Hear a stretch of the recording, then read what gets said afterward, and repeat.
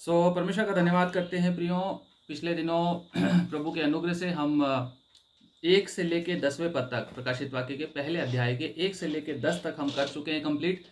और मैं विश्वास करता हूं कि परमेश्वर का वचन आपको कुछ प्रकाशन जरूर मिला होगा और आने वाले दिनों में परमेश्वर इसके द्वारा और भी ज़्यादा बरकत और आशीष आपको देने जा रहा है। आज हम पढ़ेंगे प्रकाशित वाक्य की किताब के पहले अध्याय के 11वें पद से लेके और 20वें पद तक, 20वें वचन तक। पहले अध्याय के 11वें वचन से 20वें वचन तक। आज हमारा पहला अध्याय हम इस अध्ययन में खत्म कर देंगे परमेश्वर की इच्छा के अनुसार। मैं यहाँ से पढ़ना शुरू करता हूँ, उसके बाद हम इसको समझने की कोशिश करेंगे। बहुत इंपॉर्टेंट, बहुत अच्छे लेसन्स इसमें छुपे हुए हैं। बहुत कुछ इसमें सीखने के लिए है। यद्यपि समय हमारे पास कम रहता है, इस वजह से हम उसको कंप्रेस करते हैं और कुछ चीज़ों को शॉर्ट में करते हैं। पर जो भी परमेश्वर हमें समझ दे रहा है, प्रकाशन दे रहा है, उसको समझ कर हम आगे बढ़ते जाएंगे। 11वें वचन से आगे ऐसा लिखा हुआ है, जो कुछ तू देखता है उसे पुस्तक में लिख कर 7 कलीसियाओं के पास भेज दे, अर्थात इफसुस और स्मुरना और पिरगुमन और थुआतीरा और सरदीस और फिलाडेल्फिया और लौदीकिया को। तब मैंने उसे जो मुझसे बोल रहा था देखने के लिए अपना मुंह फेरा, और पीछे घूमकर मैंने सोने की 7 दीवटें देखी, और उन दीवटों के बीच में मनुष्य के पुत्र सदृश एक पुरुष को देखा, जो पांव तक का वस्त्र पहने और छाती पर सोने का पटुआ बांधे हुए था। उसके सिर और बाल श्वेत ऊन वरन पाले के समान उज्जवल थे, और उसकी आंखें आग की ज्वाला के समान थी। उसके पांव उत्तम पीतल के समान थे, जो मानो भट्टी में तपाया गया हो, और उसका शब्द बहुत जल के समान था। वह अपने दाहिने हाथ में 7 तारे लिए हुए था, और उसके मुख से तेज दोधारी तलवार निकलती थी। उसका मुंह ऐसा प्रज्वलित था जैसे सूर्य कड़ी धूप के समय चमकता है। जब मैंने उसे देखा तो उसके पैरों पर मुर्दा सा गिर पड़ा। उसने मुझ पर अपना दाहिना हाथ रखकर कहा, मत डर, मैं प्रथम और अंतिम और जीवता हूँ। मैं मर गया था, और अब देख मैं युगन युग जीवता हूँ, और मृत्यु और अधोलोक की कुंजियां मेरे ही पास हैं। इसलिए जो बातें तूने देखी हैं और जो बातें हो रही हैं और जो इसके बाद होने वाली हैं, उन सबको लिख ले, अर्थात उन 7 तारों का भेद जिन्हें तूने मेरे दाहिने हाथ में देखा था, और उन 7 सोने की दीवटों का भेद। वे 7 तारे 7 कलीसियाओं के दूत हैं, और वे 7 दीवट 7 कलीसियाएं हैं। परमेश्वर अपने वचन पर आशीष दे प्रियो। यहाँ पर एक पहली बात जो हम यहाँ पर देखते हैं, सबसे 11वें पद में जो सबसे पहली बात इस अध्याय के 11वें पद में कहता है, परमेश्वर यूहन्ना को कहता है, जो कुछ तू देखता है उसे पुस्तक में लिख कर 7 कलीसियाओं के पास भेज दे, अर्थात इफसुस और स्मुरना और पिरगुमन और थुआतीरा और सरदीस और फिलाडेल्फिया और लौदीकिया को। यहाँ पर जो सरदूत है, जो परमेश्वर का संदेश प्रकाशन लेकर आया है, यूहन्ना से कहता है कि जो जो मैं कह रहा हूं उसको लिख ले। कहता है उसको पुस्तक में लिख कर, जो कुछ तू देखता है उसे पुस्तक में लिख कर 7 कलीसियाओं के पास भेज दे। प्रियो, कहने का मतलब यह है कि यहाँ तक इस प्रकार के प्रकाशन लिखे नहीं गए थे जो परमेश्वर अपने दूत के माध्यम से यीशु मसीह का प्रकाशित वाक्य यूहन्ना को दे रहा था। उसमें अभी तक ये बातें लिखी नहीं गई थी। यहाँ पर वो लिखने के लिए कहता है। प्रियो, परमेश्वर का वचन जब भी हम सुनते हैं, जब परमेश्वर व्यक्तिगत रूप से हमसे बातचीत करता है, चाहे हम किसी मीटिंग में बैठे हों, चाहे हमारे रात की खामोशी में हम प्रार्थना कर रहे हों, कोशिश ये करिए कि आपके पास एक पेन और पेपर जरूर हो। परमेश्वर कब किससे क्या बात कहना चाहता है नहीं मालूम। यूहन्ना शायद तैयार नहीं था लिखने के लिए, यूहन्ना शायद सिर्फ सुनने के लिए तैयार था, लेकिन परमेश्वर ने उसको यह संदेश दिया कि जो कुछ तू देखता है उसको लिख ले, note it down. It's a good habit to note down प्रियो। और परमेश्वर के अनुग्रह से यदि आपको इस प्रकार का कोई भी दर्शन, कोई संदेश परमेश्वर देता है, कोशिश कीजिए लिखने की हैबिट जरूर डाल के रखिए। आजकल टेक्नोलॉजी का समय है, लैपटॉप्स और कंप्यूटर्स और मोबाइल्स में हम लिखते हैं, लेकिन पेन और पेपर का कोई सब्स्टिट्यूट आज भी नहीं है। बेटर है यदि हम परमेश्वर के वचन को लिख लिए। इसीलिए इस स्टडी प्रोग्राम को करने के पहले मैंने भी गुजारिश की थी कि आप जहाँ तक हो सके जो चीज़ें आपने नहीं जानी थी उनको लिखते जाइए। आपके आने वाले लोगों के लिए, आपके खुद के लिए एक आशीष का कारण होगा। दूसरी बात हम यहाँ पर देखते हैं प्रियो कि परमेश्वर ने उससे ये कहा कि 7 कलीसियाओं के पास भेज दे। जो कुछ लिख रहा है, जो देख रहा है, जो उसको पुस्तक में लिखकर 7 कलीसियाओं के पास भेज दे। 7 कलीसियाओं की बात यहाँ पर करता है प्रियो, और ये 7 कलीसियाएं है कहाँ? ये 7 कलीसियाएं जो है यहाँ कहता है इनको जो है सातों कलीसियाओं के पास भेज दे और इनके नाम देता है, इनके नाम लिख के देता है। ये नाम बताता है कौन कौन सी 7 कलीसियाएं हैं। ये जो 7 कलीसियाएं थी प्रियो, ये कहाँ थी, या आज के समय में ये 7 कलीसियाएं कहाँ पाई जाती हैं? कभी हमने विचार किया है इस बारे में? कई लोग कई तरह से इंटरप्रेट करते हैं। कुछ लोग कहते हैं कि ये उस समय जो कलीसियाएं थी उनके लिए लिखा गया था। कुछ कहते हैं कि ये हमारे लिए लागू नहीं होता है। लेकिन प्रियो, परमेश्वर का वचन जो है वो हमेशा के लिए कुछ न कुछ संदेश हमारे लिए जरूर देता है। किसी भी मौके पर, किसी भी काल में लिखा गया हो, लेकिन उसको पढ़कर हम आशीषित जरूर होते हैं। प्रियो, ये जो सातों कलीसियाएं हैं, ये कलीसियाएं रोमन साम्राज्य में पाई जाती थी। ऑब्वियसली उस समय रोमन साम्राज्य था, और ये पहली सेंचुरी की बात है, फर्स्ट सेंचुरी की बात है। जब यूहन्ना को ये प्रकाशन मिला तो फर्स्ट सेंचुरी की बात है। परमेश्वर के पुत्र यीशु मसीह का आगमन, उसका प्रचार करना सुसमाचार का, और उसके बाद उसकी मृत्यु होना, और उसके बाद उसका स्वर्गारोहण हो जाना। उसके बाद उसके द्वारा जो 12 प्रेरित अपॉइंट किए गए थे, उन्होंने जा जाकर घूम घूम कर वचन फैलाना शुरू किया, सुसमाचार फैलाना शुरू किया। चूंकि ये पहली ही शताब्दी थी, समय ज़्यादा नहीं हुआ था, इस वजह से ये उस रोमन साम्राज्य में ही फैल पाए थे तब तक, और उसी साम्राज्य के आसिया प्रांत में ये 7 कलीसियाएं पाई जाती थीं। और ये जो रोमन साम्राज्य है, यदि आप देखना चाहें, थोड़ी सी उत्सुकता अगर आप में और जागती है, आप इसको आज के समय में भी गूगल करके देख सकते हैं। आप उसमें जाएं, गूगल करें और मैप खोलें और देखें। आपको बड़ा अच्छा लगेगा देख के कि ये सातों कलीसियाएं ज़्यादा दूर दूर नहीं थी। मज़े की बात है, ये सातों कलीसियाएं इस प्रकार से अरेंज हैं, जैसा इनका नाम लिखा हुआ है ना, इफ्सुस से लेकर इफ्सुस ऐसा था। देखिए, कुछ ऐसा था। भूमध्य सागर है, भूमध्य सागर आपको मैप में दिखेगा। राइट साइड में, आपके राइट साइड में एक लैंड पोर्शन दिखेगा, जहां से अंदर कुछ आइलैंड्स निकले हुए हैं समुद्र में। उन्हीं में एक आइलैंड है पतमोस, जहां पर ये यूहन्ना बैठा हुआ था, जहां पर ये प्रकाशन उसको मिल रहा है।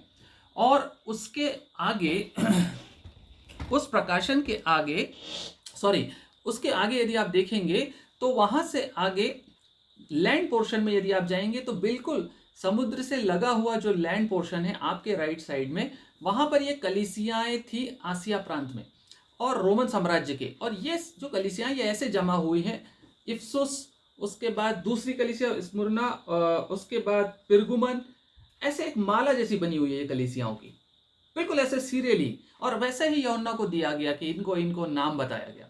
सो इफ्सुस जो कि जमीन के किनारे और समुद्र के पास, उसके ऊपर स्मुरना, उसके ऊपर पिरगुमन, उसके ऊपर थुआतीरा, उसके ऊपर सरदीस, उसके नीचे फिलाडेल्फिया और उसके नीचे Laodicea. So it was like a garland, एक सर्कल में थी ये कलीसियाएं। आज भी इनके रेमिनेंट्स बचे हुए हैं। और ये आसिया जिसको कहा गया है, आसिया की कलीसियाएं इनको कहते हैं। ये आसिया जो है ये एशिया है, माइनर, एशिया माइनर इसको हम जानते हैं। उस समय आसिया उसी क्षेत्र को बोला जाता था। और आपको जान के ताज्जुब होगा कि ये सातों कलीसियाएं बहुत दूर दूर नहीं थी। ये 150 किलोमीटर के रेडियस में सारी कलीसियाएं स्थापित थी। सिर्फ 150 किलोमीटर, हार्डली 100 माइल्स का गैप था इफ्सुस और जो लास्ट कलीसिया लौदीकिया उसके बीच में। और इसी तरह से इतनी दूरी पे सातों कलीसियाएं थी। छोटी छोटी कलीसियाएं थी। पर परमेश्वर का वचन हमें यहाँ ये सिखाता है प्रियो कि ये जो 7 है, अगेन परफेक्ट नंबर, कलीसिया के बारे में बताता है। 7 कलीसियाएं, सातों कलीसियाएं मुश्किल से 40-40 किलोमीटर की दूरी पे, 50-50 किलोमीटर, 150 किलोमीटर के रेडियस में सारी कलीसियाएं। और ये कलीसियाएं परमेश्वर कितना कंसर्न रखता है यूहन्ना के थ्रू, वो एक एक कलीसिया को डायरेक्टली एड्रेस करना चाहता है। ये 7 कलीसियाएं उस समय की छोटी छोटी कलीसियाएं थी, लेकिन वास्तव में ये कलीसियाएं पूरे विश्व की कलीसिया जगत को रिप्रेजेंट करती हैं।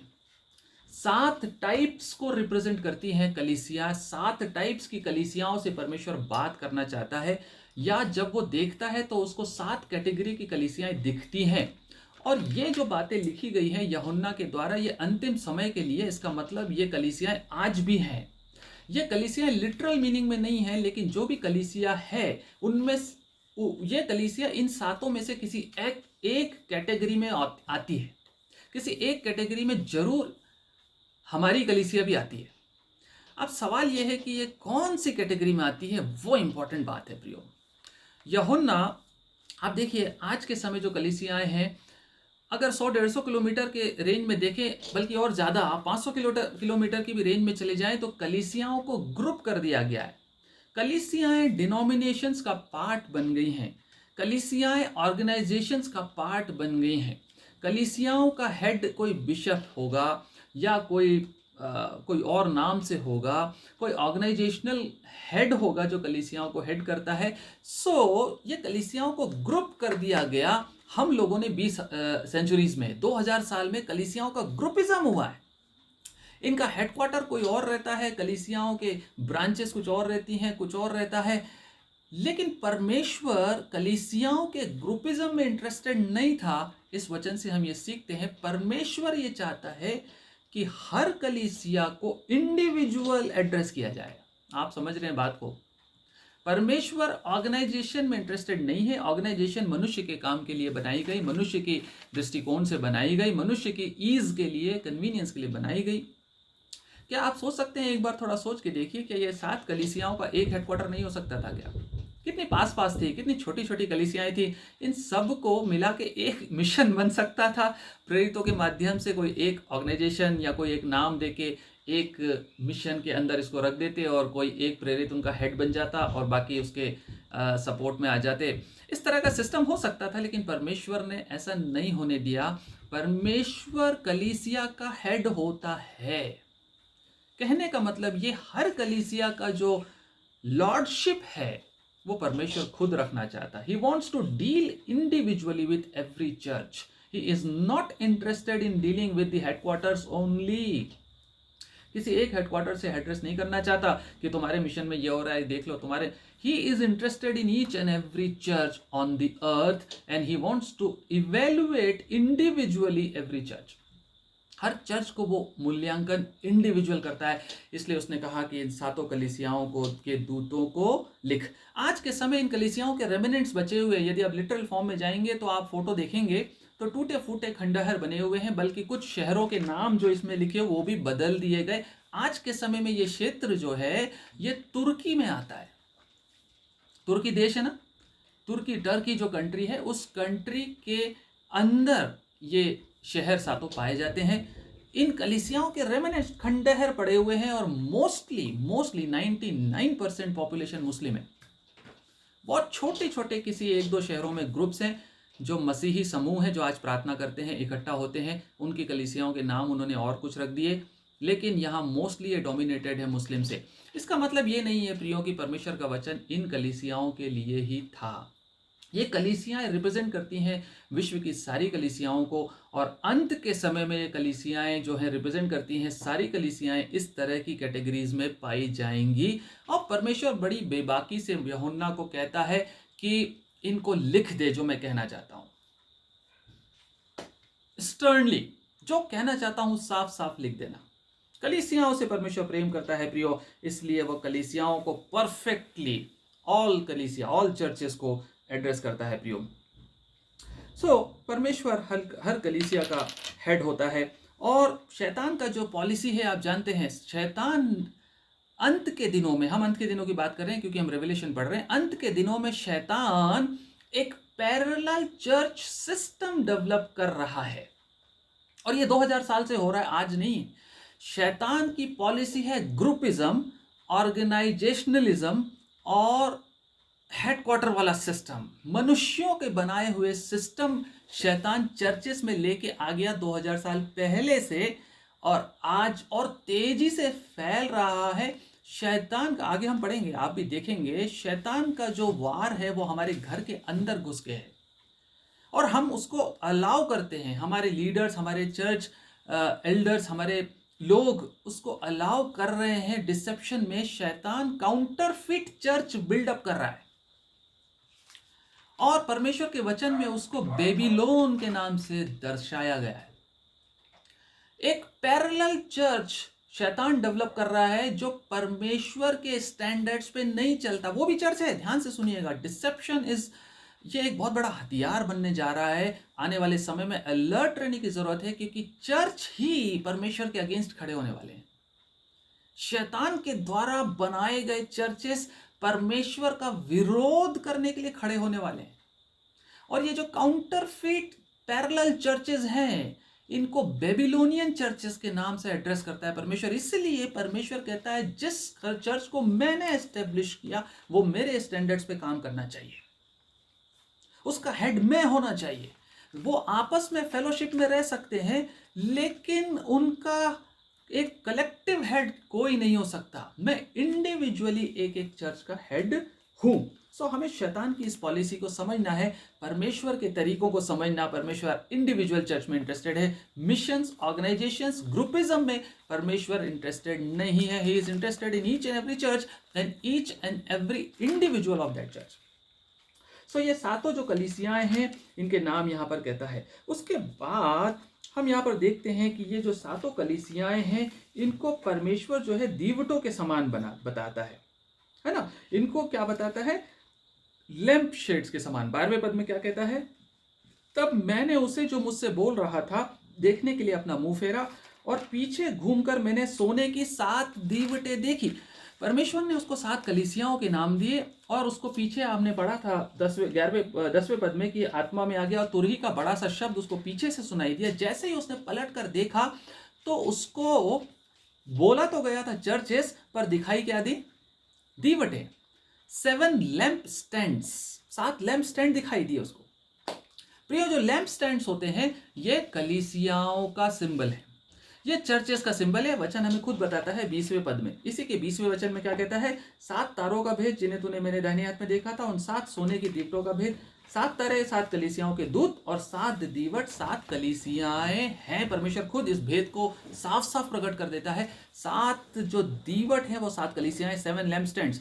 ओल्ड टेस्टमेंट में महापवित्र स्थान में तंबू के अंदर एक दीवट रखा जाता था। एक दीवट रखा जाता था 7 ब्रांचेस के साथ, जिसको मिनोरा कहते थे। क्या कहते थे? मिनोरा कहते थे। और ये पवित्र स्थान में तंबू में ये पाया जाता था, वहां रखा जाता था।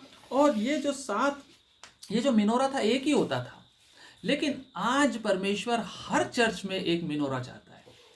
हर चर्च को परमेश्वर एक दीवट बताता है। उस समय ओल्ड टेस्टामेंट में जेरूशलेम उनका हेडक्वार्टर होता था, और इजराइल से निकले हुए थे, इसलिए एक ही दीवट की 7 ब्रांचेस करके वो रखा रहता था महापवित्र स्थान में, और उसको उसी प्रकार से धूप दान की तरह यूज किया जाता था। परमेश्वर के महापवित्र स्थान में वो धूप दान होता था, मिनोरा। आज भी आप देखते होंगे कई लोग उसको अपने घरों में रखते हैं, इजराइल टूर पे जाते हैं, लेकर आते हैं वो दीवट कोई डेकोरेशन का आइटम नहीं है प्रियो। वो दीवट कलीसिया है, चर्च है। परमेश्वर का वचन कहता है ये जो है दीवट का काम होता है रोशनी देना। आप समझिएगा, लैंप स्टैंड किस लिए होता है? रोशनी देने के लिए होता है। और रोशनी जो है, परमेश्वर कहता है तुम जगत की ज्योति हो, तुम जगत की ज्योति हो। और दीवट जो होती है वो गोल्डन बता रहा है, सोने की दीवट बता रहा है। क्या कहता है? सोने की। 12वें पद में कहता है मैंने सोने की 7 दीवटें देखी। सोना जो है वो डिविनिटी को दिखाता है, स्वर्गीय विरासत, स्वर्गीय ओरिजिन को दिखाता है। जहां कहीं भी प्रकाशित वाक्य में सोना शब्द आता है वो डिवाइन नेचर को दिखाता है, मतलब originated from heaven, originated and built up from heaven. परमेश्वर ने बनाया, परमेश्वर का इन्वॉल्वमेंट है उसके बनाए जाने में। सोने की दीवट, सोने की कलीसिया। लेकिन आज हमारे बीच में ये कलीसियाएं डेकोरेशन का आइटम बनकर रह गई है, लेकिन इसका असली काम है लाइट देना। एक कलीसिया, लाइट क्या है? 119 105 भजन संहिता। लाइट क्या है? तेरा वचन मेरे पैरों के लिए दीपक और मेरे पथ का उजियाला है। तेरा वचन मेरे पांव के लिए दीपक और मेरे मार्ग के लिए उजियाला है। 119 105। प्रियो, दीवट या लाइट जो है कलीसिया है, और कलीसिया यदि वचन को पकड़ के सामने खड़ी नहीं है, यदि कलीसिया में से वचन गायब है, यदि कलीसिया में से परमेश्वर का वचन मिसिंग है, तो वो दीवटें बुझी हुई हैं। परमेश्वर चाहता है ये दीवटें, कलीसिया वचन को पकड़ के सामने खड़ी रहे। यही मार्ग का उजियाला है, ये रोशनी देगा दुनिया को। कलीसिया लाइट ऑफ द वर्ल्ड है, और वो लाइट जो है वो परमेश्वर का वचन है। वो लाइट क्या है? परमेश्वर का वचन है। दूसरी चीज यहां पर क्या है प्रियो? उसने कहां देखा? उसने पीछे घूमकर सोने की 7 दीवटें देखी, और 13वां पद कहता है, और उन दीवटों के बीच में, वाह कितना क्लियर है, उन दीवटों के बीच में मनुष्य के पुत्र सदृश एक पुरुष को देखा। वाह, परमेश्वर कहां वास करता है? कलीसिया में। परमेश्वर कलीसिया में चलता फिरता है। हम कलीसिया में क्या क्या करते हैं, कभी सोचते हैं कि हमारे बीच में यीशु मसीह घूम रहा है? हम कलीसिया में कभी कभी कैसी गपशप करते हैं, कैसी पार्टी शार्टी करते हैं, कैसे कैसे मजाक करते हैं, कैसे कैसे ड्रामा करते हैं। कई बार कई चीज़ें होती हैं जो यीशु मसीह देखता है। वो कलीसिया में ड्वेल करता है प्रियो। परमेश्वर ने 2 ही जगह अपनी ड्वेलिंग प्लेस बताई है वचन में, जहां वो ड्वेल करता है। पुराने नियम में उसने मूसा को बताया था, कहां ड्वेल करता था? झाड़ी में, बर्निंग बुश, जलती हुई झाड़ी में ड्वेल करता था। व्यवस्था विवरण 33वां अध्याय 16वां पद। व्यवस्था विवरण 33वां अध्याय और 16वां पद। यहां पर क्या कहता है? और पृथ्वी और जो अनमोल पदार्थ उसमें भरे हैं, और जो झाड़ी में रहता था, मूसा कह रहा है, जो झाड़ी में रहता था, जलती हुई झाड़ी में रहने वाला परमेश्वर इस समय चर्च में रहता है। और जो चर्च में रहता है, वो चर्च झाड़ी के समान ऑन द फ्लेम्स चाहिए उसको, on the fire of the Holi spirit. एक चर्च जो होली स्पिरिट की फायर से जलता हुआ नहीं है, उन दीवटों के बीच में परमेश्वर नहीं रहता। परमेश्वर जलती हुई दीवटों के बीच में रहता है। ऐसी कलीसियाओं में, जैसे वो जलती हुई झाड़ी में मूसा को दिखाई दिया था, वैसे ही बर्निंग बुश आज की चर्च उसको चाहिए। उन दीवटों के बीच में देखा यूहन्ना ने यीशु मसीह को, और वो जो यीशु मसीह को जो देख रहा था, वो जलती हुई झाड़ी में के स्वरूप दीवटों के बीच में देखा गया। और कहता है, मैंने मनुष्य के पुत्र के सदृश देखा, है ना। 13वें पद में क्या कहता है? और उन दीवटों के बीच में मनुष्य के पुत्र के सदृश एक पुरुष को देखा। एक पुरुष को देख रहा है, वो किसके समान है? मनुष्य के पुत्र के समान है। यद्यपि यीशु मसीह मरकर जी उठा था, वो कोई पुरुष नहीं था उस समय, वो कोई मनुष्य का पुत्र नहीं था उस समय, लेकिन उसको वो मनुष्य का पुत्र इसलिए कहता है ताकि आज भी हम ह्यूमैनिटी से उसको आइडेंटिफाई कर सके। He was a man, he was a complete man and he was a complete God together. वो परफेक्ट मनुष्य भी था और वो परफेक्ट परमेश्वर भी है। वो मनुष्य का पुत्र हमेशा कहलाता है, क्योंकि वो इस बात को बताता है कि जैसे मैं जिया हूं मनुष्य का पुत्र बनके, साधारण दुख सुख भोगी मनुष्य था, वो वचन कहता है। जैसे मैं दुख उठाता हूं, वैसे वो भी उठाता था, ज्यादा उठाया। जैसे मैं सुख उठाना चाहता हूं, वैसे उसको भी लालसाएं होती थी। जैसे क्रूस पे टांगने में उसको पीड़ा हुई, वैसी मुझे भी होती है, वैसे उसको भी हुई। वो मनुष्य का पुत्र था और है।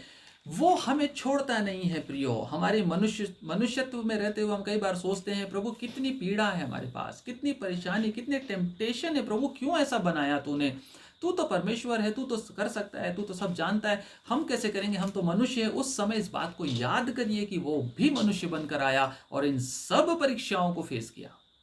एक रोल मॉडल बन के हमारे लिए गया, बना कर गया, और हमारे लिए वो देकर गया कि एक मनुष्य का पुत्र कैसे जीता है, कैसे जीता है। प्रियो, मनुष्य के पुत्र के समान उसको दिखाई दिया। और इसी 12वें पद में क्या कहता है, 13वें पद में आगे क्या कहता है? जो पांव तक वस्त्र पहने, पांव तक वस्त्र पहने, एक लॉन्ग रोब पहने हुए कौन होता है? Any guesses? लॉन्ग रोब पहने हुए एक प्रीस्ट होता है, एक याजक होता है, और यीशु मसीह को वचन क्या बताता है? वो हमारा महायाजक है। Praise God.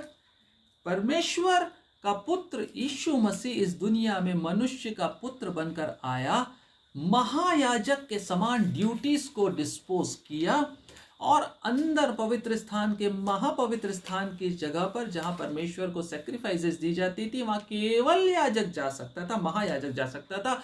वहां वो अपना लहू लेकर गया, किसी मेमने और पशु का लहू लेके नहीं गया, अपना लहू लेके अंदर गया और उस दीवार को, उस पर्दे को हमेशा के लिए हटा दिया जो मनुष्य और परमेश्वर की दूरी को बना के रखता था। उसने परमेश्वर की उपस्थिति को हम सब के लिए एक्सेसिबल बना दिया। हम सब आज परमेश्वर से मिल सकते हैं, यद्यपि हम पापी हैं। उससे हम रूबरू उससे दुआ कर सकते हैं, उससे मांग सकते हैं। अपना बलिदान, अपने शरीर और अपने प्राण, अपने जीवन की सैक्रिफाइसेस को हम उसको सीधे अर्पित कर सकते हैं। सबसे पहले यीशु मसीह ने करके दिखाया। वो याजक ही नहीं, महायाजक होकर आया। इब्रानियों की पत्री इस बात को बताती है 8 अध्याय के पहले पद में। 8 अध्याय इब्रानियों 8 और उसका पहला पद कहता है, अब जो बातें हम कह रहे हैं उनमें से सबसे बड़ी बात यह है कि हमारा ऐसा महायाजक है जो स्वर्ग पर महामहिम के सिंहासन के दाहिने हाथ जा बैठा। इब्रानियों 8:1, हमारा ऐसा महायाजक है जो परमेश्वर के दाहिने जाकर बैठ गया।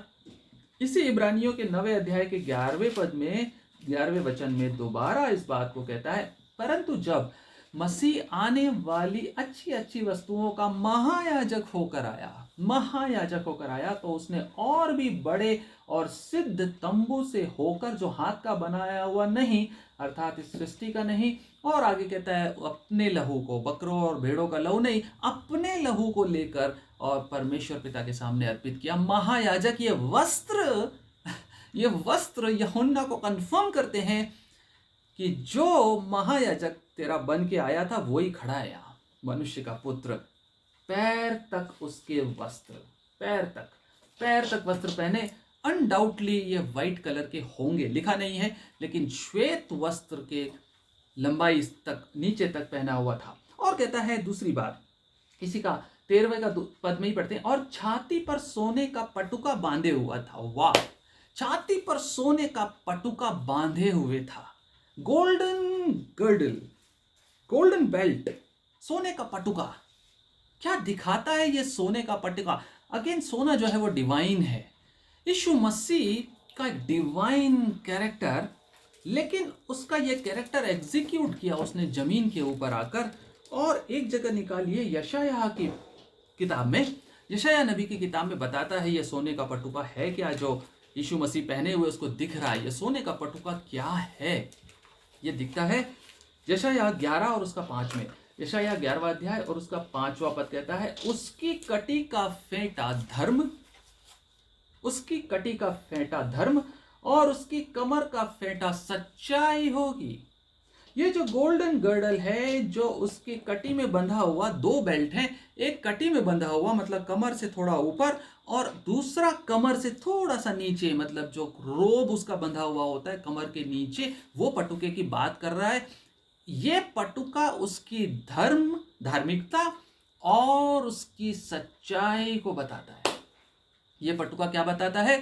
परमेश्वर यीशु मसीह के धर्म और सच्चाई को बताता है, क्योंकि यशायाह में हमने पढ़ा उसकी कटी का फेंटा धर्म और उसकी कमर का फेंटा सच्चाई है। फेंटा जो वर्ड यहाँ पर आया वो गर्डल के लिए है, इंग्लिश में है राइचियसनेस और फेथफुलनेस। उसकी राइचियसनेस को बताता और उसकी फेथफुलनेस को बताता है। प्रियो, राइचियसनेस किस बात में? उसके प्लान्स और उसके एक्शंस में वो धर्मी है, उसके कार्यों में वो धर्मी है। और फेथफुल किस में? अपनी वर्ड्स में वो फेथफुल है, अपनी बातों में और अपनी प्रोमिसेस में और अपनी प्रोफेसीज में फेथफुल यदि कोई है तो वो यीशु मसीह के अलावा कोई नहीं, सिर्फ यीशु मसीह। हमने अभी क्या पढ़ा? हमने इसके पहले क्या पढ़ा था? सच्चा विश्वास योग्य साक्षी, विश्वास योग्य साक्षी। प्रियो, धर्म और सच्चाई का पटुका क्या बताता है? धर्म और सच्चाई का पटुका बताता है उसकी धार्मिकता और सच्चाई। एक बात बताइए, कभी आपने सोचा है साक्षी वर्ड कैसे आया? कैसे आया साक्षी वर्ड? सोचिए, थोड़ा थोड़ा प्रार्थना के साथ सोचिए, सोचिए थोड़ा, क्यों ये वर्ड्स यूज हुए हैं वचन में? साक्षी क्यों कहा गया? गवाह है, गवाह, गवाह। परमेश्वर विश्वासियों के गवाह, यीशु मसीह विश्वासियों के गवाह कैसे है? कैसे? देखिए, जो गवाह है वो झूठा हो सकता है ना? कोर्ट में गवाह होते हैं ना, पैसे दे के ले जाते हैं, गवाही दे देते हैं, लेकिन कोर्ट उसको मानता है, नहीं नहीं नहीं, ये जो बोल रहा है ये, इसकी गवाही पे किसी को बहुत बड़ी सजा हो सकती है, या फिर कोई अपराधी छूट भी सकता है किसी की गवाही से, झूठी गवाही से। लेकिन यीशु मसीह ऐसा नहीं है, वो विश्वास योग्य साक्षी है। इसका मतलब है कि वो जो देखेगा वही बोलेगा न्याय के समय। इसीलिए कहता है कलीसियाओं को लिख दे पहले, दुनिया को बाद में एड्रेस करूंगा, पहले जो मेरा प्यारा है, जिससे मैं प्रेम करता हूं, जिसके लिए मैं मरा हूं, उसको तो पहले बता दे। विश्वास योग्य साक्षी सच को झूठ नहीं बोलता, झूठ को सच नहीं बोलता। सच को सच बोलेगा, झूठ को झूठ बोलेगा। उसका इवैल्यूएशन उसके स्टैंडर्ड्स पे होता, दुनिया के स्टैंडर्ड्स पे नहीं होता। इसीलिए वो विश्वास योग्य। यदि आपने एक छोटा सा भी भलाई का काम किया है, वो उसको भूलेगा नहीं, बताएगा न्यायी के सामने, वो बताएगा खड़े होके आखिरी दिन, यस इसने ये काम किया, मिस नहीं करेगा। और अगर एक भी गड़बड़ की है जानबूझ के, जिसका रिपेंटेंस नहीं किया, वो भी बताएगा बिना संकोच के। विश्वास योग्य साक्षी। प्रियो, जल्दी से आगे बढ़ते हैं। उसके जो बाल हैं, 14th वर्स, जो पांव तक वस्त्र पहने, छाती पर सोने का पटुका बांधे हुए, हमने देखा उसका पटुका, उसका गोल्डन गर्डल क्या है? धर्म और सच्चाई। 14वां पद, उसके सिर और बाल श्वेत ऊन, व्हाइट वूल के समान उसके बाल। क्या बताते हैं? व्हाइट वूल के समान उसके बाल। डैनियल की पुस्तक में पाया जाता है 7वें अध्याय 9वें पद में। डैनियल की पुस्तक, उसका 7वां अध्याय 9वां पद उसके बालों के बारे में हमें बताता है, उससे हमें क्या समझना है। डैनियल 7वां अध्याय और उसका 9वां पद कहता है, मैंने देखते देखते अंत में क्या देखा? डैनियल ने देखा कि सिंहासन रखे गए और कोई अति प्राचीन विराजमान हुआ। अंडरलाइन कर लीजिए इस बात को, यहां इसका रेफरेंस वहां है। अति प्राचीन, एंशियंट ऑफ डेज। वो कहता है ना, मैं जो था, मैं ही था, मैं ही अल्फा था। वो उसके बाल उसकी एंशियंट ऑफ डेज वाले कैरेक्टर को बताते हैं। उससे पहले कोई नहीं था। He was before the beginning and he will be after the end. आप समझ रहे हैं? उसके बाल क्यों? क्योंकि यहां पर कहता है कोई अति प्राचीन विराजमान हुआ। आगे कहता है उसका वस्त्र, डैनियल में 7:9 में, उसका वस्त्र हिमसा उजला और सिर के बाल निर्मल ऊन सरीखे थे। ये यीशु मसीह का डिस्क्रिप्शन है। ऊन के सरीखे बाल किसके होते हैं? जो अति प्राचीन होता है, जिसकी प्राचीनता का कोई हिसाब नहीं, जिसकी बिगिनिंग किसी को पता नहीं। ओल्डेस्ट, अल्फा, शुरुआत, बिगिनिंग, उसके श्वेत बाल, उसके ऊन के समान सिर और बाल जो है इसको बताते हैं। यही बात आप इसी डैनियल में आगे भी पढ़ सकते हैं। 10वें अध्याय के 6वें पद में, हम पढ़ेंगे नहीं टाइम बचाने के लिए। 10वें अध्याय के 6वें पद में आगे चलते हैं प्रियो। 14वें पद में जो प्रकाशित वाक्य हम पढ़ रहे हैं, पहला अध्याय 14th वर्स कहता है, उसकी आंखें आग की ज्वाला के समान थी। आंखें कैसी थी? आग की ज्वाला के समान। इसका मतलब क्या है? इसका मतलब यह है प्रियो कि उसकी आंख से कुछ भी छिप नहीं सकता। उसकी आंखें इतनी ब्राइट हैं, ऐसी रोशनी से भरपूर हैं, जो किसी भी चीज को भेद कर उसके अंदर तक जाकर देख सकती हैं। एक्सरे से भी बढ़कर और गामा रेज और लेजर से भी भयानक पेनिट्रेटिंग आईज यदि किसी की है तो वो है यीशु मसीह की आंखें। सोच के रखिए आप, हमारी हिपोक्रेसी को यदि सबसे पहले कोई देख सकता है, हमारी बनावटी धार्मिकता को, हमारे बनावटे मनुष्यत्व को के अंदर क्या छुपा हुआ है, वो मन के विचारों को जांचने के लिए उसकी आंखें ज्वाला के समान ब्राइट है। हालेलुया। आपकी कोई भी बात उससे छुप नहीं सकती, कोई भी बात, दुनिया की कोई चीज उसके सामने छुपी हुई नहीं, सब कुछ खुला हुआ। इब्रानियों 4:13 हमसे इस बात को कंफर्म करता है। इब्रानियों 4:13 कहता है, सृष्टि की कोई वस्तु उससे छुपी नहीं है। सृष्टि की कोई वस्तु उससे छिपी नहीं है, वरन जिससे हमें काम है उसकी आंखों के सामने सब वस्तुएं खुली और प्रकट है। उसकी आंखें ज्वाला के समान, कोई छिप नहीं सकता। प्रियो, कहां जाऊंगा भागकर मैं, कहां जाऊंगा मैं गड़बड़ करके, कहां किस कोने में छुप सकता हूं? यदि समुद्र के अंदर जाऊं तो वहां भी तू है, आसमान पे चढ़ूं तो वहां भी तू है। कहां जाऊंगा? तेरी आत्मा से भाग कर मैं कहां जाऊं? उसकी आंखें ज्वाला के समान। प्रियो, nothing can be kept hidden from him, nothing, right? सब कुछ के परे देख सकने वाला परमेश्वर। और इसी को आप पढ़ सकते हैं यहेजकेल 43:2 में भी है, यहेजकेल 43:2 में भी है, पाया जाता है। नेक्स्ट 15वें वर्ष में चलेंगे समय बचाने के लिए। उसके पांव, वाह, उसके पांव उत्तम पीतल के समान थे, जो मानो भट्टी में तपाया गया हो। उसके पांव उत्तम पीतल के समान थे।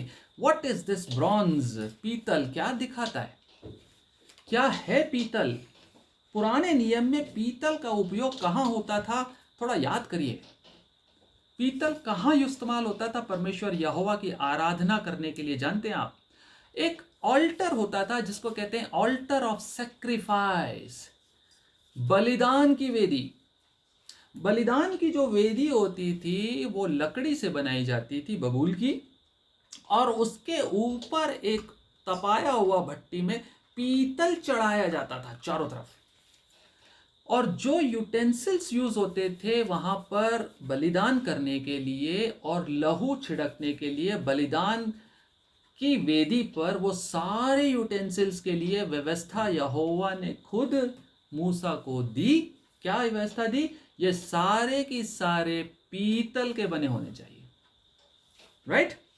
निर्गमन 27वां अध्याय और पहला पद, निर्गमन की पुस्तक 27वां अध्याय। फिर वेदी को बबूल की लकड़ी की 5 हाथ लंबी 5 हाथ चौड़ी बनवाना। वेदी चौकोर हो और उसकी ऊंचाई 3 हाथ की हो, और उसके चारों कोरों पर 7 सींग करना, ये करना, वो कहता है। फिर आगे कहता है उसकी, हाँ, दूसरा पद, उसके चारों कोनों पर 4 सींग बनवाना, वे उस समेत एक ही टुकड़े के हों, और उसे पीतल से मढ़वाना, पीतल से मढ़वाना। आगे कहता है उसकी राख उठाने के पात्र, फावड़ियां, कटोरे, कांटे, अंगीठियां बनवाना। उसका कुल सामान पीतल से बनवाना। Everything out of bronze, everything out of bronze, उत्तम पीतल से, अच्छे पीतल से बनवाना। ये जो पीतल है प्रियो, ये आउटर कोर्ट ऑफ टैबरनेकल में जो कोर्ट ऑफ सैक्रिफाइस, जो ऑल्टर ऑफ सैक्रिफाइस होता था, पवित्र स्थान के बाहर जो बलिदान की वेदी होती थी, उस बलि वेदी में इस्तेमाल होने वाला सामान पीतल। और ये जो बलिदान सर्वोच्च दिया गया, वो बलिदान किसी भेड़ बकरी का नहीं था, वो बलिदान यीशु मसीह का था। यीशु मसीह का जो सुप्रीम सैक्रिफाइस हुआ, जो सर्वोच्च बलिदान हुआ, वो यहां पर पीतल के जरिए दिखाया जाता है।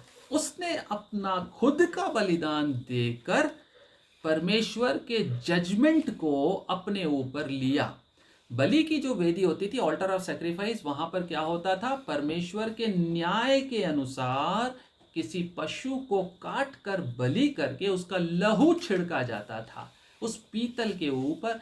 उसको सिंबलाइज करता है यीशु मसीह। यीशु मसीह के पैर उत्तम पीतल के समान, वही पैर जिसमें भाला घुसाया, जिसमें कील ठोकी गई, वही पैर जहां पर से लहू बहा और सारे जगत के पापों का न्याय उसने अपने ऊपर लिया और उन पैरों से वो लहू बहता हुआ नीचे गिर रहा था।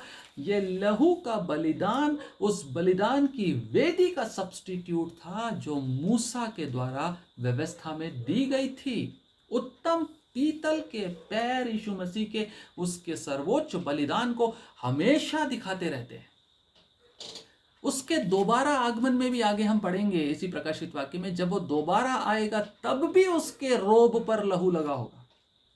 यह एक ऐसा बलिदान है जो इटर्निटी तक रहेगा, इटर्निटी तक उसका लहू ताजा रहेगा। उस बलिदान को बार बार हमें याद दिलाएगा कि मेरे पापों का न्याय इसने अपने ऊपर लिया। ये न्याय का जो मैनिफेस्टेशन हुआ परमेश्वर यहोवा का, वो इसके ऊपर हुआ। ये पीतल का पैर है प्रियो। आगे बढ़ते हैं जल्दी से। परमेश्वर का judgement for man's sin was executed on Jesus Christ. That's why he has the feet of bronze. निर्गमन हमने पढ़ा अभी 15वां पद। आगे दूसरा पोर्शन। उसका शब्द बहुत जल के समान था। शब्द कैसा था? बहुत जल के समान था। जल जल जल जल किसको दिखाता है प्रियो? यूहन्ना 7वां अध्याय, यूहन्ना का सुसमाचार 7वां अध्याय 37वां पद। यूहन्ना 7 और उसका 37 से आगे क्या कहता है? पर्व के अंतिम दिन जो मुख्य दिन है, यीशु खड़ा हुआ और पुकार कर कहा, यदि कोई प्यासा हो तो मेरे पास आए और पिए। जो मुझ पर विश्वास करेगा, जैसा पवित्र शास्त्र में आया है, उसके हृदय में से जीवन के जल की नदियां बह निकलेंगी। यह है क्या जल? उसने यह वचन किसके विषय में कहा था? ये जो जल उसके मुंह का शब्द जो जल के समान निकल रहा है, ये जल क्या है? वो कहता है उसने ये वचन पवित्र आत्मा के विषय में कहा, जिससे उस पर विश्वास करने वाले पाने पर थे। प्रियो, ये जो मुंह का सा शब्द, जो यीशु मसीह के मुंह से जो शब्द जल के समान निकल रहा, ये शब्द और कुछ नहीं, पवित्र आत्मा है। पवित्र आत्मा की प्रेरणा से परमेश्वर के शब्द को किताबों में उतारा गया और ये शब्द जो है ये जल के समान निकलते हैं। जल के समान प्यास बुझाने वाली पवित्र आत्मा यीशु मसीह के मुंह से निकलती हुई यूहन्ना को प्रकाशन में दिखाई पड़ी। और ये जो उसके मुंह से जल के समान जो शब्द निकलते हैं, ये होली स्पिरिट की विजडम से निकलते हैं। अभी हमने क्या पढ़ा था यशायाह में? 7 फोल्ड स्पिरिट्स में क्या पढ़ा था? ये आत्मा उसके ऊपर ठहरा रहेगा और ये आत्मा जो होगी ये कैसी होगी? बुद्धि की आत्मा होगी। This is the spirit of wisdom. पराक्रम की आत्मा होगी, युक्ति की आत्मा होगी। यीशु मसीह जो बोलता है परफेक्ट बोलता है। क्यों? क्योंकि वो पवित्र आत्मा बोलता है। वो पवित्र आत्मा जल के समान उसके मुंह से निकलता है, जो बुद्धि का आत्मा है। परफेक्ट वर्ड्स, जहां जेंटल वर्ड्स चाहिए वहां जेंटल वर्ड्स, जहां रिब्यूकिंग वर्ड्स चाहिए वहां रिब्यूकिंग वर्ड्स। कलीसिया को जहां अप्रिशिएट करना था अप्रिशिएट किया वंडरफुली, जहां लताड़ना था वहां हिचका नहीं, क्योंकि पवित्र आत्मा उसके मुंह से जल के समान शब्द निकल रहे थे। जल के समान ये शब्द, perfect words, spirit of wisdom यीशु मसीह के मुंह से निकलते हुए देखा। और उसके मुंह से उसने एक और चीज देखी। वो चीज क्या थी? वो चीज थी उसकी दोधारी तलवार के समान, जो हम अभी देखेंगे। ओके, हम अगले उसमें पढ़ते हैं 16वें पद में। वह अपने दाहिने हाथ में 7 तारे लिए हुआ था और उसके मुंह से तेज दोधारी तलवार निकलती थी। दोधारी तलवार आपको मालूम है क्या है? दोधारी तलवार क्या है? परमेश्वर का वचन है। ओके, सो पहले देख लेते हैं तारों को। तारे जो हैं, खुद ये वचन हमें बताता है 20वें पद में, ये 7 तारे 7 कलीसियाओं के दूत हैं। 7 कलीसियाओं के दूत हैं प्रियो। दूत जो शब्द आया है ये एंजल इंग्लिश में कहते हैं, और एंजल का जो ओरिजिनल वर्ड है वो है एंजेलोस। क्या है? एंजेलोस ग्रीक वर्ड है। उसका मतलब होता है मैसेंजर, संदेशवाहक। जो संदेश परमेश्वर का संदेश लेकर आता है वो एंजल है। और ये 7 कलीसियाओं के दूत क्या हैं? आप जानते हैं ये 7 कलीसियाओं के दूत क्या है? ये 7 कलीसियाओं के जो दूत हैं ये कलीसिया के एल्डर हैं। जो कलीसिया का हेड है, एल्डर जो है, एल्डर, हेड नहीं बोलूंगा, एल्डर जो है, हेड तो परमेश्वर है, यीशु मसीह। जो कलीसिया का प्राचीन है वो कलीसिया का दूत है। मतलब कहने का यहां यीशु मसीह कहता है ये दूत मेरे दाहिने हाथ में है। Praise the Lord. परमेश्वर कलीसिया के एल्डर्स को अपने राइचियस हैंड से संभालता है। राइट? यशाया 41:10 क्या कहता है? मत डर, इधर उधर मत ताक। क्यों? क्योंकि मैं तुझे अपने धर्ममय दाहिने हाथ से संभाल के रखूंगा। Praise Lord. कलीसिया के दूत यानी कलीसिया को जो लीड करते हैं, जो परमेश्वर का वचन प्रोक्लेम करते हैं, जो परमेश्वर का संदेश लेकर आते हैं कलीसिया के लिए, वो कलीसिया के दूत हैं जो परमेश्वर के दाहिने हाथ में रहते हैं। इसका मतलब है जो परमेश्वर चुनता है, जिनको अपॉइंट करता है, वही कलीसिया के एल्डर की तरह से परमेश्वर के वचन का प्रोक्लेमेशन कर सकते हैं। सेल्फ अपॉइंटेड एल्डर्स नहीं कर सकते। जो स्वयंभू प्रेरित हैं, जो स्वयं जो किसी कलीसिया के एल्डर बन के वचन लेकर खड़े होकर परमेश्वर का संदेश देना चाहते, उसकी बातों को लोगों तक, कलीसिया तक पहुंचाना चाहते, वो जो परमेश्वर के हाथ में नहीं है, वो परमेश्वर के द्वारा अपॉइंटेड कलीसिया के दूत नहीं होते। लेकिन यहां पर जहां एक तरफ ट्रिमेंडस प्रिविलेज है एल्डर्स के पास, वही ट्रिमेंडस रिस्पॉन्सिबिलिटी भी है। क्यों? आप समझ रहे हैं? जहां एल्डर्स को बहुत प्रिविलेज है कि वो खड़े होकर बोलते हैं परमेश्वर का वचन, वहीं याकूब की पत्री में लिखा हुआ है कि उपदेश देने वालों का न्याय दुगनी कड़ाई से होगा। जो एल्डर है, जो एल्डर कहलाता है, परमेश्वर के द्वारा अपॉइंटेड है, उसकी रिस्पॉन्सिबिलिटी बहुत हाई है। क्यों? क्योंकि परमेश्वर कलीसिया को लिख रहा है, लेकिन किसको कह रहा है? दूत को कह रहा है। परमेश्वर दूत को टाइट कर रहा है। दूत की फॉल्टरिंग से, दूत की गड़बड़ी से कलीसिया बिगड़ी है, और जो मेरी कलीसिया को ठोकर खिलाए, इससे बेहतर हो कि उसके गले में चक्की का पाट बांध के समुद्र में डाल दिया जाए।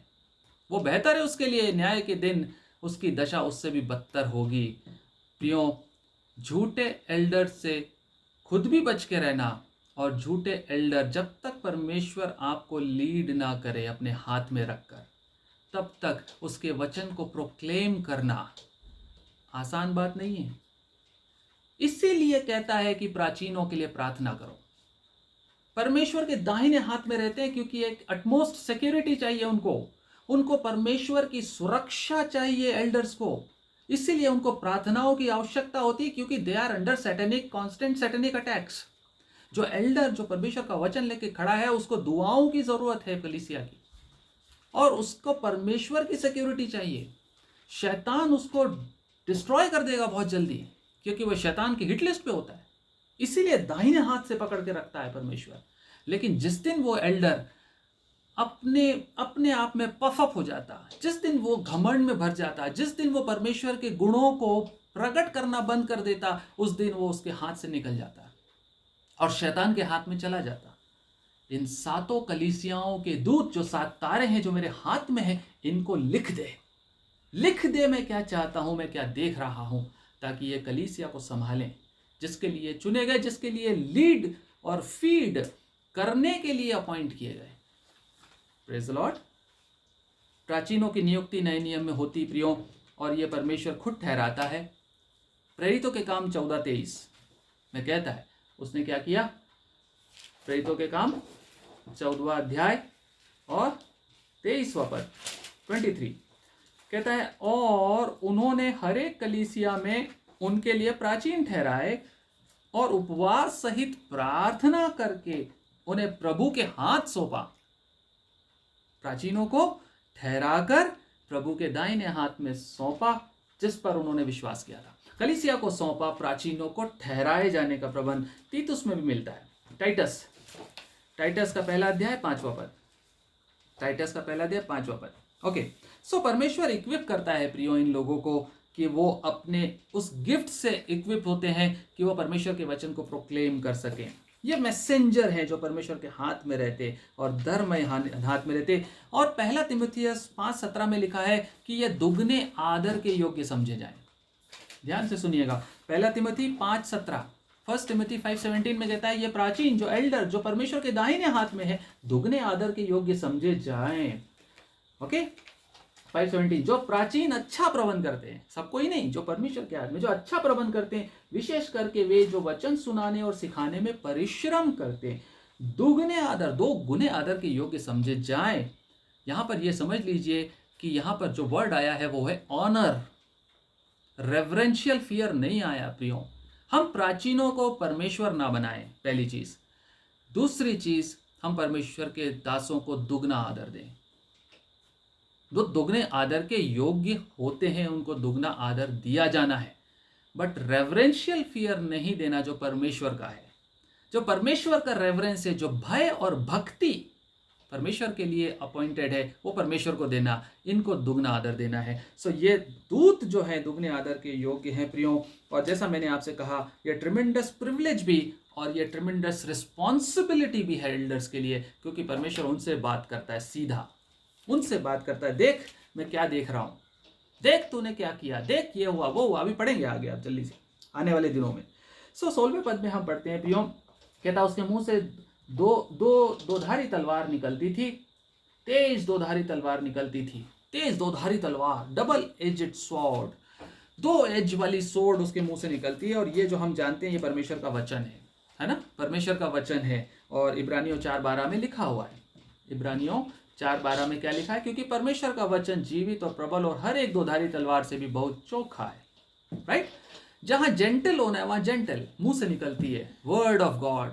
जेंटल होना है जेंटल, जहां रिब्यूक करना रिब्यूक, 2 धारी तलवार दोनों तरफ से काम करता है, दोनों तरफ से कटिंग कटिंग कटिंग करता है।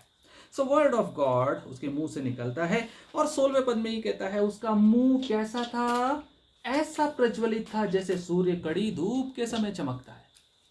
परमेश्वर का, यीशु मसीह के फेस के बारे में, उसके फेशियल अपीयरेंस के बारे में हमेशा कंपेयर किससे किया जाता है, सूर्य से, सन से, हमेशा।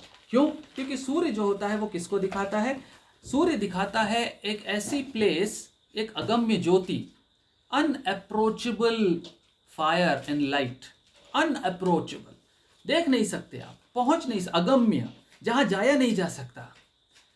परमेश्वर यीशु मसीह का फेस ऐसी ज्योति से परिपूर्ण जैसे दिन दोपहरी का सूर्य चमकता है। कभी देख सकते हैं अपनी आंखों से, देख सकते हैं? नहीं देख सकते ना, कभी नहीं देख सकते। हम दिन दोपहरी की कड़ी सूरज को देख नहीं सकते प्रियो। और ऐसा ही स्वरूप पतरस, याकूब, यूहन्ना ने देखा था यीशु मसीह का, जब वो रूपांतरण हुआ था पर्वत पे। याद है आपको? मैथ्यू 17 अध्याय और 2 पद में लिखा है, मत्ती 17 और उसके 2 में क्या लिखा हुआ है, जब उन्होंने देखा तो उसके मुंह कैसा चमक रहा था, उसका मुंह तेज सूरज के समान चमक रहा था, यह लिखा हुआ है 17:2। वहां उनके सामने उसका रूपांतर हुआ और उसका मुंह सूर्य के समान चमका, यीशु मसीह का सूर्य के समान चमका, और उसका वस्त्र ज्योति के समान उज्ज्वला हो गया। सूर्य के समान, सूर्य एक ऐसी जगह दिखाता है प्रियो जहां कोई बैक्टीरिया, वायरस, जर्म्स एग्जिस्ट ही नहीं कर सकते। ठीक वैसे यीशु मसीह के सामने पाप, सिन एग्जिस्ट ही नहीं कर सकता, जीरो, जहां पहुंचना ही संभव नहीं है पाप का, जहां किसी जर्म्स का, किसी बीमारी का, किसी दुष्ट चीज का रह पाना असंभव है। वैसे ही यीशु मसीह का फेस उज्ज्वला ज्योति के समान था प्रियो, पवित्रता को दिखाता है, उसकी होलीनेस को दिखाता है उसका फेस, राइट, जो पतरस, याकूब, यूहन्ना ने एक्सपीरियंस किया। 17वां पद, जल्दी से, हमको 20 तक जाना है। 17वां पद, जब मैंने उसे देखा तो उसके पैरों पर मुर्दा सा गिर पड़ा। वाह, मुर्दा सा गिर पड़ा। परमेश्वर के लोगों, एक बात आप समझ लीजिए, बहुत सारे लोग ऐसा क्लेम करते हैं, बहुत सारे, जैसा मैंने पहले भी कहा आपको, कई लोग वीडियोस में करते हैं, कई लोग मैसेजेस में करते हैं। वो कहते हैं कल रात को मुझे दर्शन मिला, या मैं प्रभु ने मुझे बुलाया और सामने बैठा के मुझसे कहा कि सुन ऐसा होने वाला है, अभी इंडिया में ये होने वाला, अमेरिका में वो होने वाला। मैंने कहा प्रभु मुझे बता क्या ऐसा है वैसा है। आप एक बात बताइए, वचन में कहीं भी जहां पर परमेश्वर की फेलोशिप में कोई इंसान गया है, दर्शन में ही जा सकता है, फिजिकल आई से तो देख ही नहीं सकता, असंभव। वो उसका सबसे पहला रिएक्शन क्या हुआ है? सबसे पहला रिएक्शन, वो मुर्दों के समान गिर जाता, फ्लैट, सस्टेन ही नहीं कर सकता। ये यूहन्ना जिसकी बात कर रहे हैं, जो मुर्दों के समान गिर पड़ा, कितने साल से मसीह के साथ काम कर रहा था? कितने साल की सेवकाई थी? 65 साल की सेवकाई थी। 65 साल से जो पवित्र आत्मा की प्रेरणा से प्रचार कर रहा था, 3.5 साल यीशु मसीह के साथ उठा बैठा, खाया पिया सोया। ये यूहन्ना जब बेयर नहीं कर पाया उसके मुख के तेज को, तो मैं और आप और इस जमाने के लोग क्या कर सकते हैं? क्या दे प्रिटेंड करते हैं। This is a cheap familiarity with God. परमेश्वर की फेलोशिप में कोई इंसान सस्टेन नहीं कर सकता प्रियो, मुर्दों के समान गिर जाएगा। जितना ज्यादा परमेश्वर की फेलोशिप में आप रहेंगे, उतना रेवरेंस और आदर से भर जाएंगे आप। जब देखेंगे उसको, जब उसको देखेंगे आप, आदर से फ्लैट हो जाएंगे उसके सामने। यह एक सही सर्वेंट ऑफ गॉड का कैरेक्टर है, परमेश्वर के सामने मुर्दों के समान गिर जाना। यूहन्ना गिर गया तो फिर हम और आप कुछ भी नहीं है प्रियो। हमने उतनी फेलोशिप परमेश्वर के साथ कभी नहीं की जितनी यूहन्ना ने की थी, जितने दुख उसने उठाए थे। यशायाह 2:6 में क्या लिखा है? जल्दी से देखिए, यशायाह 6वां अध्याय 2-3। अरे इंसानों को छोड़ दीजिए, जो सराप होते ना, सराप मतलब जो डिवाइन कैरेक्टर जो उसके सिंहासन के सामने रहते हैं, जब वो भी उसके सामने जाते हैं तो अपने मुंह को अपने पंखों से ढांक के जाते हैं, क्योंकि फेस नहीं कर सकते उसको। लेकिन हम और आप, हमारे जैसे लोग क्लेम करते हैं हमने उसे देखा। कैसे? समझ में नहीं आता। खैर 6:2-3, उससे ऊंचे पर सराप दिखाई दिए। ये यहोवा, ये परमेश्वर के सिंहासन के, प्रभु के सिंहासन के सामने की बात है। उनके 6 पंख थे, 6 पंख थे। 2 पंखों से वे अपने मुंह को ढांपे थे, और 2 से अपने पांव को ढांपे थे, और 2 से उड़ रहे थे। 6 पंख में से 2 से उड़ रहे, 4 से अपने आप को कवर करके जा रहे हैं यहोवा के सिंहासन के सामने। एक दूसरे से पुकार करके रहते, सेनाओं का यहोवा पवित्र है, पवित्र है, पवित्र है, सारी पृथ्वी उसके तेज से भरपूर है। ऐसे परमेश्वर यहोवा के सिंहासन का जब चेहरा उसने देखा, परमेश्वर का चेहरा उसने देखा, मुर्दों के समान गिर पड़ा। आगे क्या कहता है 17वें पद में कहता है, यीशु मसीह ने अपना दाहिना हाथ उसके ऊपर रखा। 17वां पद, जब मैंने उसे देखा तो उसके पैरों पर मुर्दा सा गिर पड़ा। उसने मुझ पर अपना दाहिना हाथ रख कर कहा, मत डर, मत डर, मैं प्रथम और अंतिम और जीवता हूं। प्रियो, राइट हैंड जो होता है परमेश्वर का दाहिना हाथ, जिसके ऊपर वो उसके अभिषेक को दिखाता है, परमेश्वर का दाहिना हाथ अनॉइंटिंग को दिखाता है। वो पावर और अथॉरिटी से अनॉइंट करता है। वो पावर और अथॉरिटी से जब अनॉइंट करता है, अपना दाहिना हाथ बढ़ाता है आपकी तरफ। परमेश्वर अपने दाहिने हाथ से यूहन्ना को अनॉइंट कर रहा है with a fresh power of Holi spirit. क्यों? क्योंकि उसको एक प्रकाशन लिखना था। और क्या कहता है आगे देखिए, कहता है मैं मत डर, मैं प्रथम और पहला कहता है डर मत, fear not and follow me. This is the most proclaimed gospel. ये सबसे ज्यादा most often repeated statements of Jesus. यीशु मसीह का सबसे ज्यादा जो रिपीटेड स्टेटमेंट रहा है वो यही रहा है, मत डरो एंड मेरे साथ चलो, मत डरो मेरे पीछे आओ, मत डरो मैं हूं, मत डरो मैं हूं। यूहन्ना डर के मारे फ्लैट हो गया, गिर गया, उसको समझ में नहीं आया मैं क्या करूं। यीशु मसीह ने दाहिना हाथ रखकर नया पावर का अनॉइंटिंग दिया और कहा मत डर, मैं तेरे साथ हूं। और उसके बाद क्या कहता है, मैं प्रथम और अंतिम और जीवता हूं, है ना। यही बात को 8वें पद में, इसी पहले अध्याय के 8वें पद में परमेश्वर ने कहा, देख मैं पहला अल्फा और ओमेगा, मैं ही पहला मैं ही अंत हूं, इसलिए डर मत। Nothing was before me, nothing will be there after me. मेरे बाद भी कुछ नहीं, मेरे पहले भी कुछ नहीं। मत डर, आई एम देयर, मैं तेरे साथ हूँ, मत डर। और उसके बाद कहता मैं मर गया था और अब देख मैं युगानुयुग जीता हूँ और मृत्यु और अधोलोक की कुंजियां मेरे पास हैं। ये क्यों कहा, एक बार सोचिए। यीशु मसीह ने ये इसको रिपीट क्यों किया, यूहन्ना को क्यों बोला, एक बार सोचिए। उसको बोला कि मृत्यु और अधोलोक की कुंजियां मेरे हाथ में, मत डर। क्यों? उसका कारण ये था प्रियो कि यूहन्ना जो था वो ओल्ड एज में था, ओल्ड एज में मरने पर था, और he was the only surviving apostle at that time. अकेला बचा हुआ था, बाकी 11 निपट गए थे, मतलब जो बचे हुए थे 10 सब निपट गए थे, मर गए थे। वो अकेला अपोस्टल था जो पतमुस टापू में जब पनिशमेंट के लिए भेजा गया तो उसने ये सोचा कि अब मेरा काम फिनिश, अब यहीं पे मुझे मरना है। शायद इस थॉट को लेके जी रहा था वो, परमेश्वर की आराधना स्तुति करता हुआ। लेकिन आप जानते हैं परमेश्वर के लोग तब तक नहीं मर सकते जब तक परमेश्वर ना चाहे। इसलिए यीशु मसीह ने कंफर्म किया पतमुस टापू पे नहीं मरेगा मेरे भाई, क्योंकि मौत की चाबी तो मेरे पास है, अधोलोक की चाबी तो मेरे पास है। कंफर्म किया यीशु मसीह ने कि अभी तुझे बड़ा काम करना बाकी है, अभी एक प्रकाशन लिखना है बहुत बड़ा। और आप जानते हैं पतमुस टापू पे वो नहीं मरा, वो इफिसुस में जाके मरा। उसको छोड़ा था पतमुस में मरने के लिए, लेकिन यीशु मसीह ने कंफर्म किया डर मत, क्योंकि ये चाबी मेरे पास है। तू सोच रहा है रोमन सम्राट के पास है, तू सोच रहा है शैतान के पास है, अब तेरा खत्म, दी एंड नहीं, अंतिम तो मैं हूं, माई डिसीजन इज फाइनल, और चाबी मैंने अभी तेरी खोली नहीं है। प्रियो, परमेश्वर के दासों के लिए जो अंतिम समय होता है वो परमेश्वर का अपॉइंटेड टाइम होता है, और वो मरने के एक दिन पहले भी अपने दास को कोई प्रकाशन दे सकता है with a fresh power of anointing. Praise the Lord. यूहन्ना को उसने फ्रेशली अनॉइंट किया प्रकाशित वाक्य के लिए अंतिम दिनों में, मरने से कुछ समय पहले। लेकिन कहा मत डर, परमेश्वर के पास अधोलोक और मौत की कुंजियां हैं, इसलिए अपनी मौत को लेकर कभी डरिएगा मत। अपनी उम्र को देखकर ये मत सोचिएगा मेरा टाइम हो गया। परमेश्वर आपको कभी भी अनॉइंट कर सकता है बड़े काम के लिए।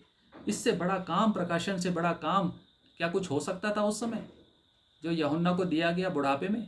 प्रियो, परमेश्वर जीवित है, अंतिम है, प्रथम है, उससे बड़ा कोई नहीं। और वो कहता है डर मत और मेरे पीछे चल, और कहता है देख मैं युगानुयुग जीतता हूं और मृत्यु और अधोलोक की कुंजियां मेरे पास है। इसलिए कहता है ना, इसलिए देयरफॉर स्टार्ट राइटिंग नाउ, इसलिए अब लिखना शुरू कर, छोड़ दे ये मरने वरने की थॉट, निकाल दिमाग से, ये प्रकाशन ले और लिखना शुरू कर।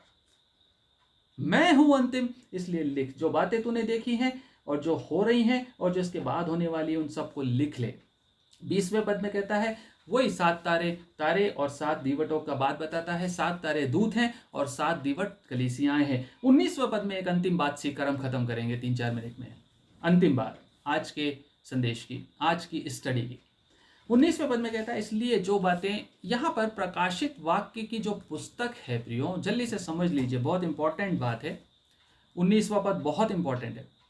यहां पर उसने प्रकाशन का इंडेक्स दिया, जो यीशु मसीह प्रकाशन दे रहा है ना स्वर्गदूत के माध्यम से, ये प्रकाशन का इंडेक्स है। यहाँ 19वां पद, इंडेक्स क्या है?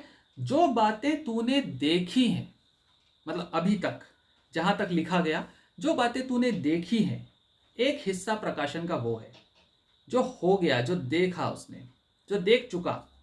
दूसरा कहता है जो हो रही हैं, और जो बातें हो रही हैं, जो उस समय हो रही थी, जो उसके आसपास हो रही थी, जो रोमन साम्राज्य में हो रही थी, जो कलीसियाओं में हो रही थी, वो दूसरा हिस्सा है। सो पहली बात जो है वो पहला अध्याय प्रकाशन का, इस पुस्तक का। दूसरा जो कह रहा है जो हो रही हैं वो है 2 और 3 अध्याय, सेकेंड एंड थर्ड, ये इंडेक्स है। और तीसरा कहता है जो इसके बाद होने, आफ्टर दीज थिंग्स, जो इसके बाद होने वाली है, वो 4 से लेके 22वां अध्याय। सो कैटेगराइजेशन ऑफ रिवेलेशन यहाँ यीशु मसीह ने उसको दिया कि 3 हिस्से तुझे दिए मैंने। पहला जो तूने देख लिया अभी तक, दूसरा जो कलीसियाओं को लिखना है, जो अभी हो रहा है, जो चल रहा है वर्तमान में कलीसियाएं किस हाल में, मैं क्या कहना चाहता हूं, वो दूसरा तीसरा चैप्टर। और तीसरी बात जो होने वाली है, मतलब 4 से लेके 22वां अध्याय। कैसे कंफर्म होता है ये? क्योंकि चौथे अध्याय के पहले पद में फिर कहता है इसके बाद, जो यहां कह रहा है ना, इन बातों के बाद जो होने वाली, वही आप देखिए चौथे अध्याय के पहले पद में क्या लिखा है, इन बातों के बाद। राइट, आफ्टर दीज थिंग्स वहाँ रिपीट होता है 4:1 में।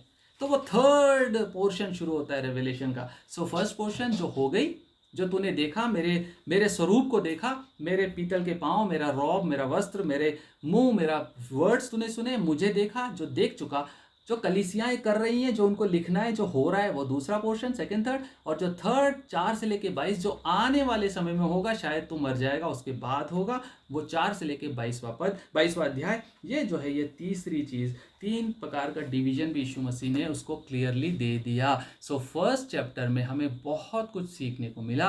परमेश्वर का अनुग्रह इन वचनों पे रहे और हम सबको आशीष मिलने पाए।